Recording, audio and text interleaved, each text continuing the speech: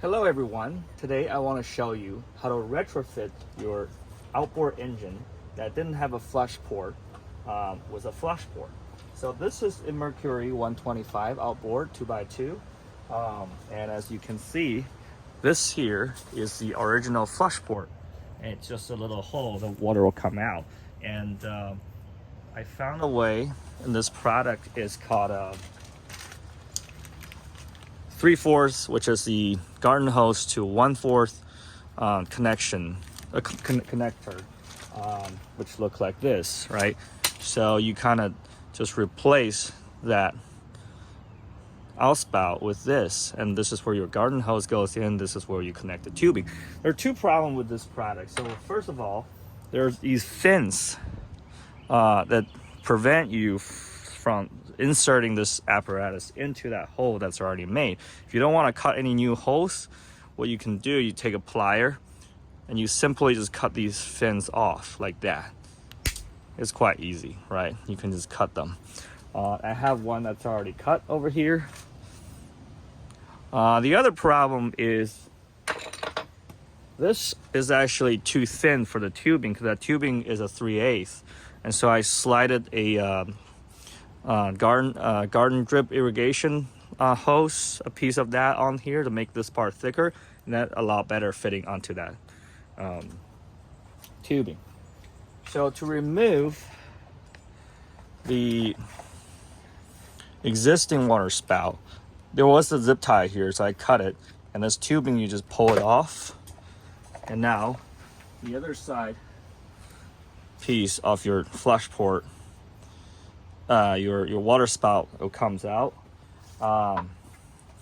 So now the reason I use this instead of, because this tubing is 3/8, right? And reason I use a 1/4 instead of 3/8 is the size of the hole. So as you can see, the size of these two holes are about the same, and you want to keep that because the water flow rate is regulated. You can't have it flow too fast.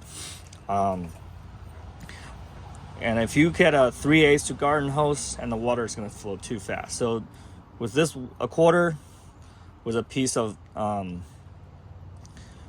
the garden irrigation line, and you can just insert that whole thing in, reconnect the hose onto it, and there you go.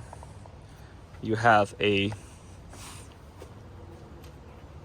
P-hole with ability to connect a garden hose. So simply thread it on when you want to flush your engine, right? And the other advantage of having this is, let's say, I've had people say, oh, I was out boating and I hit some sand or mud and the engine stopped, and I restarted it, and it's not peeing anymore. So I had to put on idle and limp back to port. I mean, so that's still, there you have a risk of overheating your engine because your water is not circulating, and it kind of ruins the day that way too.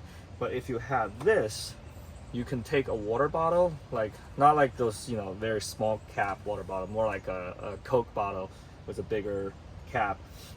You fill that out, fill that up with water.